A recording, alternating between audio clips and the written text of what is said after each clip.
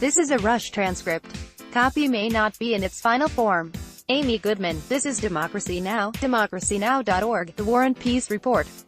I'm Amy Goodman.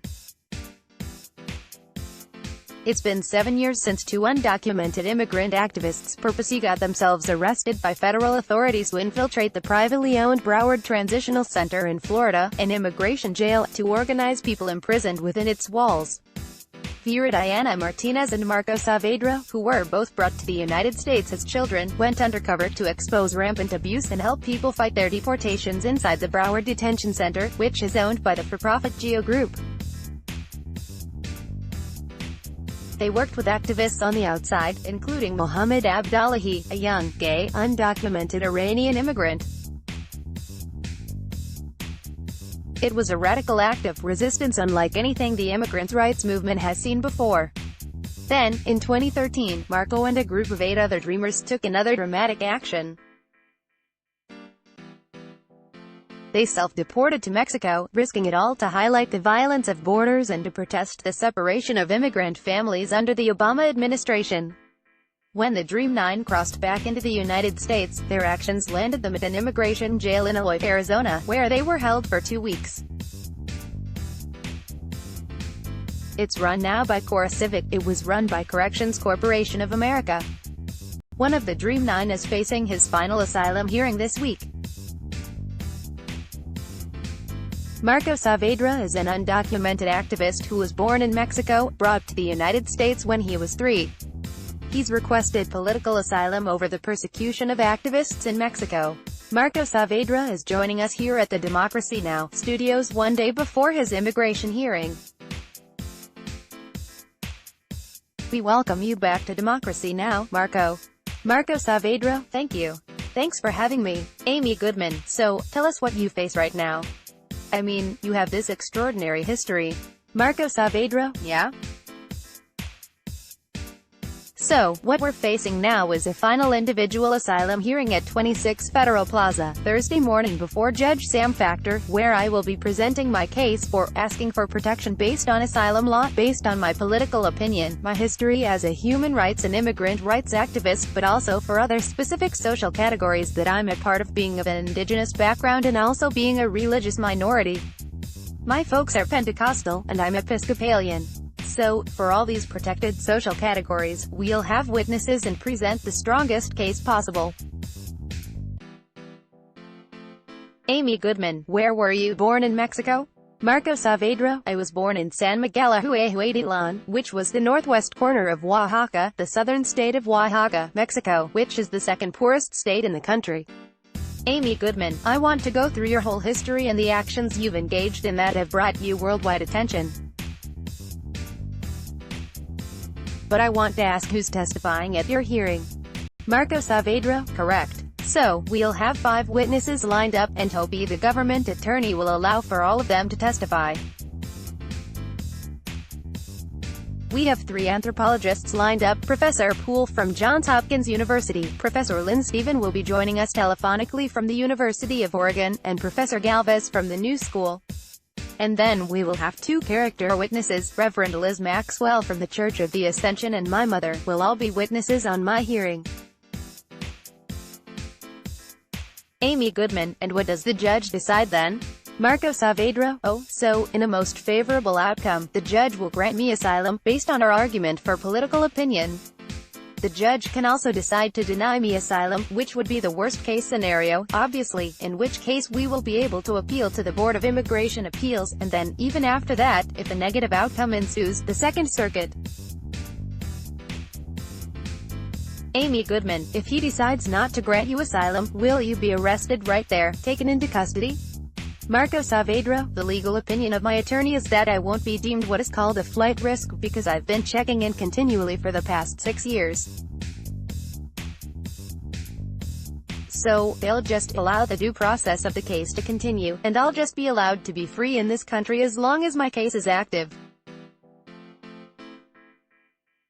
Amy Goodman, so, Marco, let's go through your life story. You were born in Mexico. Your parents brought you here when you were 3. Take it from there. Marco Saavedra, yeah, so, my family has been subsistence farmers in indigenous territory. We're of mixed background, so that's my family's first language. And my parents emigrated to the U.S. in 1992, because they were treated as second-class citizens in their home country. They bought a house in Mexico City. But after saving enough money here in the United States, they decided to relocate the whole family in 1993. My dad came back and brought me and my older sister across the border and relocated the family in Washington Heights. I grew up in Washington Heights, went to middle school in Harlem, went to Deerfield Academy for high school and then Kenyon College on a scholarship. As an undocumented student, I wasn't eligible for any loans, which worked out nicely because I was able to get a generous private scholarship through the institution.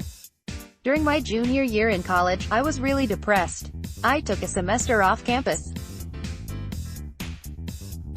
I couldn't go abroad, so I went to Georgetown and started to organize and connect with Dreamers and other immigrant rights groups on the Hill, starting lobbying for the DREAM Act, and that's kind of where the origin of my activism began. Amy Goodman, so, you graduate from Kenyon College in Ohio, and within weeks you go to Charlotte, North Carolina. Explain what you did there. Marco Saavedra, right. I mean, at that point, it was kind of the climax of the DREAM Act movement. A lot of us had become super active during Obama's first presidency, and we were hoping that the Obama administration would grant, as promised, the DREAM Act within his first 100 days in office. But what we were seeing was a record number of 400,000 deportations every year, which amounts to over 2 million over his 8 years in office. And so we wanted to elevate this plight before the DNC that was scheduled to happen in Charlotte in 2012. So, the summer beforehand, we protested outside of Mecklenburg County Community College, and me and 8 other undocumented youth were arrested that day. And we wanted our cases to be active leading into the DNC. Amy Goodman, so you were risking a lot here to be arrested and to be undocumented. Marco Saavedra, at that time, we were willing to make the risk because we had seen a lot of other DREAM Act eligible youth publicly come out as undocumented and risking arrest and deportation. So, at that instance is when I was first assigned an alien number. And we know that because all of my partners that were also for the first time in the system, we were given all consecutive alien numbers, 200, 200 to 203, 132, and then 133, 134, onwards.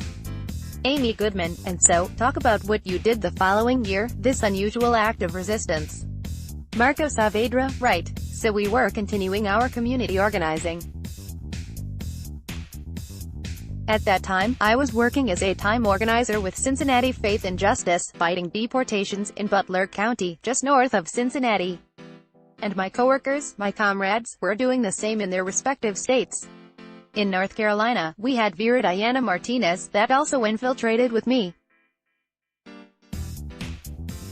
She was at that point with the NC Dream Team. Muhammad Abdallah, he was kind of going around the nation coordinating folks. We had folks in strong chapters in California and so forth. And so, we knew we had to continue to escalate. We had some form of protection through deferred action for childhood arrivals in the summer of 2012. And we knew that we couldn't be complacent as an immigrant rights movement, because, as it turns out, DACA only benefited 700,000 people.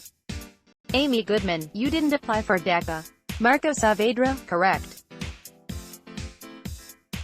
I wasn't. When I was given the chance to apply for DACA, before Judge Bain, I told the immigration judge at that point that I did nothing wrong when I crossed the border at the age of 3, and therefore I wasn't going to take the initiative, and it wouldn't be my prerogative to fix my status, and therefore my deportation case has been continued and active ever since 2012.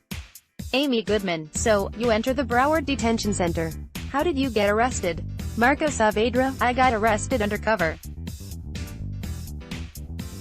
I had to lie and say that I was a recently arrived undocumented immigrant, that I was looking for my cousin that was also a day laborer, and I flashed my Mexican matricula, and as bait, which the Border Patrol agent had to take and he asked me directly, "Are you undocumented?"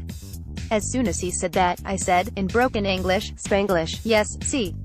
And he said, you know, I have to arrest you now. And we have the audio of that, too, on file, where he arrests me.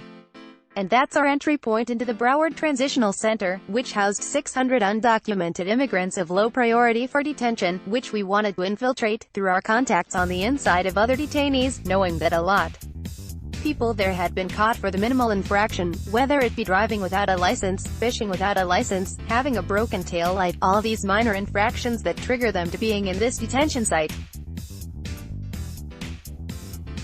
And we wanted to be there. Amy Goodman. So, you get inside, you get behind the walls, the only way to know actually who's there. Marco Saavedra, correct, because as undocumented immigrants, we had been, as dreamers, we had tried to access detention centers before, and publicly we couldn't do it. Every time we publicly were arrested, we were never transferred over to immigration authorities, because of the accountability and the visibility. So, therefore, we knew we had to take our fight undercover. And again, as an expression of extreme solidarity, I was in Broward for 23 days. Amy Goodman, I mean, it's an amazing moment. And this moment, this period, that you and Vera Diana and other supporters engaged in this act, where you got yourself arrested to be in the detention facility to free others, is captured in a remarkable, I wouldn't exactly call it a documentary. It is half you actually in the film and half people who play you, actors who play you and Vera Diana and others. So I want to turn to this clip from the film The Infiltrators, based on your incredible true story of purposely getting yourselves arrested by federal authorities in order to infiltrate the detention center near Fort Lauderdale. Claudio Rojas is someone that you meet inside.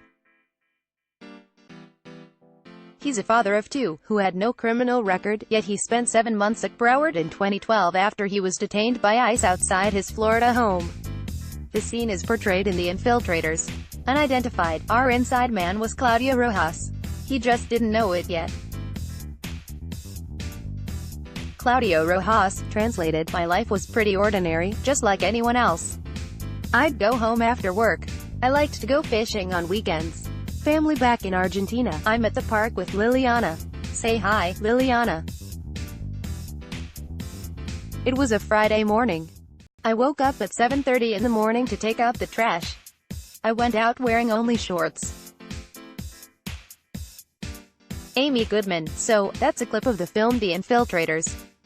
At the end, we see an actor playing Claudio Rojas being ambushed by ICE officers as he takes out the trash. Claudio Rojas was deported to Argentina in April.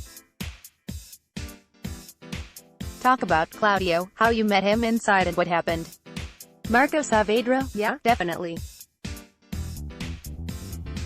Claudio was the perfect person to have on the inside, because he was charismatic and very knowledgeable, not just about individuals in Broward that had very sympathetic cases like his, but also about how the detention facility operated, which guards to avoid, what rooms to talk to, and which maybe guards and other detainees maybe to avoid, if they'd, because maybe for fear of being exposed. We heard about his case through his son, Emiliano Rojas, that was initially detained with Claudio in Broward. They were detained together before going before a judge, where Emiliano is DACA eligible, so he was granted deferred action. But his father, Claudio Rojas, was asked to leave the country, which he clearly disobeyed and therefore was redetained.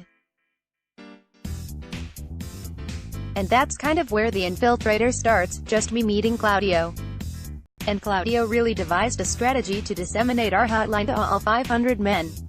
There were 100 women that eventually Vera Diana made contact with. But he was just so strategic in the organizing. Almost it came naturally to him. And he believed in it really just from our own word of mouth, and also because his son had told him that I was going to be turning myself in. And he was into it. By the third week that we were working together, Claudio wanted to escalate, so he started to do a hunger fast, which he maintained for about, I think, beyond a month, until he was released. Amy Goodman. So, this is Claudio Rojas himself, speaking from Argentina to the Miami Herald after he was just deported. Claudio Rojas, translated, after all I've been through, my hope is that, even though I'm here in Argentina, I'm hoping there will be an administrative error or I'll be awarded a T visa so I can go back to the United States and be reunited with my family. I won't lose hope. I'm trying my best, trying to be strong. Amy Goodman. So, that was over 5 years ago, and he just got deported after 5 years of being processed through the system. Is that right? Marco Saavedra? Correct. He was deported earlier this year, almost at the same time as The Infiltrators was released. So we were fearing that this would be retaliation for him speaking out and being an activist. Amy Goodman. So, Claudio was deported this year. Marco Saavedra? Yes. Amy Goodman, but back in 2012, when you did this, Viridiana is with the women in the prison, and she is galvanizing them and gathering information to see who is inside the prison. And you're with the men, and you met Claudio and others, hundreds of men who were inside Broward. And then there were the activists who were outside. When we were at Sundance recently, at the Sundance Film Festival, we had a chance to interview the directors and one of the activists outside. He is Mohammed Abdullahi. Mohammed reflected on the infiltration of Broward in 2012. Mohammed Abdullahi, the goal of Broward was this came right after DACA. That was like the important thing for us. When DACA was announced, the folks from the National Immigrant Youth Alliance, we were occupying Obama's campaign offices. We were still sitting in his offices the day after the announcement, sort of trying to tell the world that there are going to be dreamers getting deported. This policy is not going to be executed. Why? And we sort of found our voices going into the void. Amy Goodman. That's Mohammed Abdullahi, undocumented Iranian queer man. Marco Saavedra? Yes. Amy Goodman. Also risking so much to coordinate with you on the outside. Explain how that happened. Marco Saavedra. Yeah, I feel like, from my vantage point, it was much harder to be on the outside, because they were getting calls non-stop through our hotline from loved ones of detainees, as early as 7 o'clock in the morning, till midnight.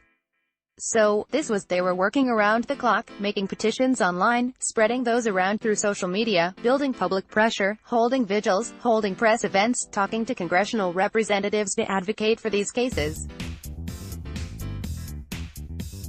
And ultimately they received 28 congressional representatives to sign on to a letter asking for an accountability review of the Broward Transitional Center, after we had compiled well over 100 online petitions for individual men, with just individual men and women. The work had been so much from the team on the outside, Muhammad, Santiago, Luis Fone, in law school, and then other folks in their respective states helping as best they could, and allies that could be able to visit me and Viridiana to share documents, share information. So, this was a group-run effort, and I think everyone contributed so much. In a way, I feel like my job was somewhat the easiest, because all I had to do was really talk to people, which, I mean, I enjoy doing anyway, so it was just much easier, because everyone in that detention center was fighting their deportation. So I could just approach anyone and just start that conversation. Amy Goodman. So, now, in the last of the series of clips we have about the film, and The Infiltrators is so important to this day, I mean, tonight, right before you go for your immigration hearing, you're going to be playing The Infiltrators at the new school here in New York. Marco Saavedra? Correct. Amy Goodman. The co-director is Alex Rivera. And when we were at the Sundance Film Festival, we asked him to talk about why he made the film.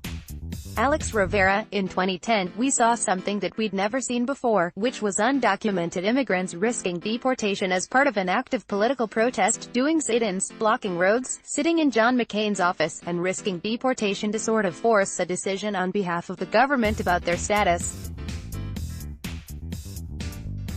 And it was a disturbing thing to see in the news. It was shocking. And I wanted to understand it better.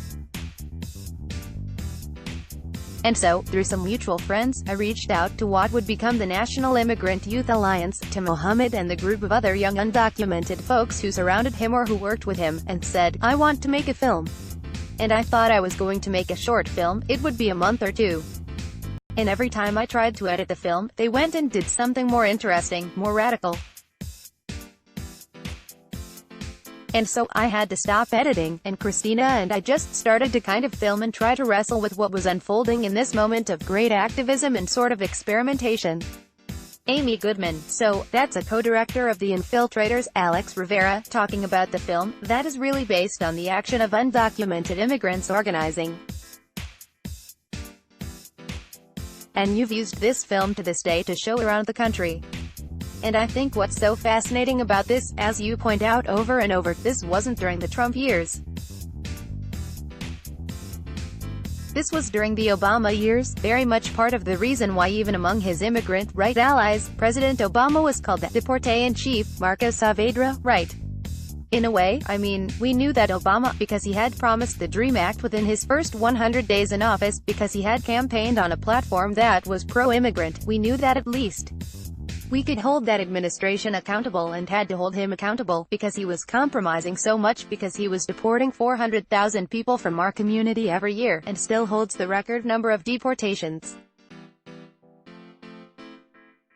We knew that, I mean, we had to come to the table at some point and say, if you're going to continue doing this, at least give some sort of relief beyond DACA, which deferred action for childhood arrivals was only an administrative measure, which now is being heard in the Supreme Court because President Trump has done the worst, our worst fear, which has tried to strip us of deferred action. And this has been the only victory in a quarter century, since 1986 amnesty. So, we still have 11 million undocumented immigrants with lack of protection in this country, and assaulted by President Trump on the daily. Maybe he doesn't have the record number of deportations because he's focused so much of his efforts on just stopping asylees from even coming into the country. But we know that he's just built on this enforcement that has, you know, started well before that. Before, you could even look at the Clinton years with the 1996 anti-immigrant laws and the Bush years of forming ICE after 9/11 and really going after immigrants during the War on Terror. And this has just escalated during my lifetime. Amy Goodman, so, Marco, I wanted to go to 2013, when you were part of the Dream 9. Explain this action. You had just recently been released from Broward, again risking your own deportation, and then you did it again in a whole other way. Marco Saavedra, right. Amy Goodman, explain what you did. Marco Saavedra, exactly. So, the tenets of the National Immigrant Youth Alliance at that time were three. There was education, so we were all about the DREAM Act, but also empowerment, so community organizing, and thirdly was escalate, which means that every time we built an action, we wanted to build on top of it. So we fought deportation on case-by-case basis, so, therefore, the escalation point was to go to an entire detention center and hold the entire facility accountable. And to build on top of that, we knew we had to take our movement transnationally, because we had been, in a way, locked up in the U.S. for so long that we couldn't connect with other dreamers in Mexico that had been deported under the Obama administration or that had self-deported prior to deferred action, because they couldn't use their degree to get a work permit, or to get a driver's license. And we understood that there was a this is a very crucial need in our community. And through our social networks, we contacted and communicated with 6 of them. And me in New York, Lisbeth Mateo in California and Lulu Martinez in Chicago all self-deported to Mexico to reconnect with these dreamers in migrant shelters in Nogales, Sonora, and together. After 3 days of intense preparation for our asylum dockets, marched towards the border asking to be allowed into this country, first under humanitarian parole, but, lacking that, under asylum. Amy Goodman, where did the graduation outfits come in?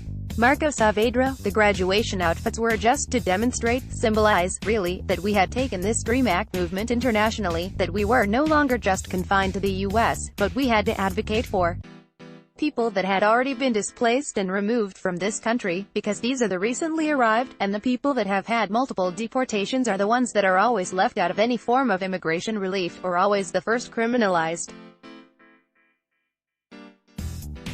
And we knew that we had to use our own privileges that we had as dreamers under the U.S. to build and use that to the benefit of others.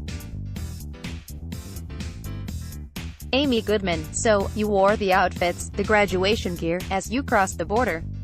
Marco Saavedra: correct.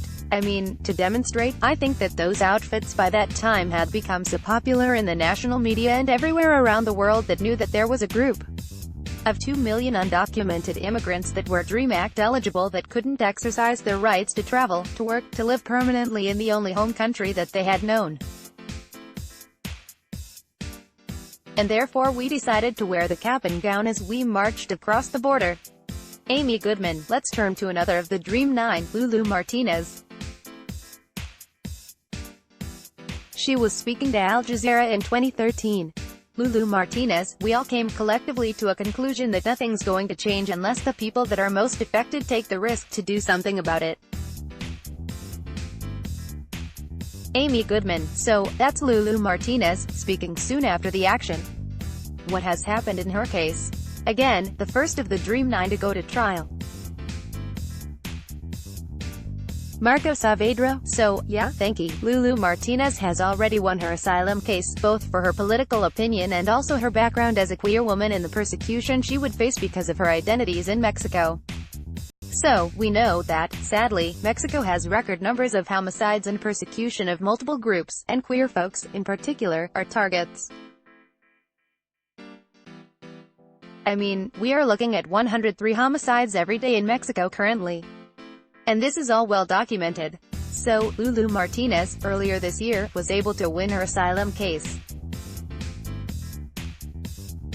Amy Goodman: and now you're the second person, because this asylum hearing that you're going to have comes directly out of this case, is that right?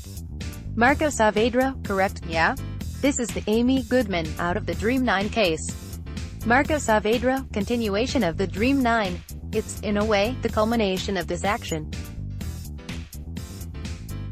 Amy Goodman: so, before we talk, finally, about your case, I wanted to go to that famous moment when Donald Trump comes down the escalator in Trump Tower in New York and announces his candidacy for president. Donald Trump: when Mexico sends its people, they're not sending their best. They're not sending you. They're not sending you. They're sending people that have lots of problems, and they're bringing those problems with us. They're bringing drugs. They're bringing crime. They're rapists. And some, I assume, are good people. Amy Goodman: where were you when Donald Trump announced his candidacy for president? Did you particularly care at the time when he talked about Mexicans as rapists and criminals? Did you think he even had a chance? Marco Saavedra: no. To be honest with you, I was at La Mirada restaurant. So, in the years since my activism, I've had to contribute more to my family. My parents are both disabled. Yeah. Amy Goodman: that's your family's restaurant? Marco Saavedra: my family's restaurant named La Mirada in the South Bronx. So that's where I've been for basically the years since this severe activism. Amy Goodman: and La Mirada means? Marco Saavedra: La Mirada, in Spanish, means both the color purple, but it also means in a boat or a shelter. So, we try to make it a welcoming community space for all to share a meal, but also to learn about our culture. And just leading up to Trump's candidacy, I don't think many of us took him seriously. And I feel like, I've grown up with all of this hate shot at me, you know, since the age of awareness, so I just kind of always have had to tune this out.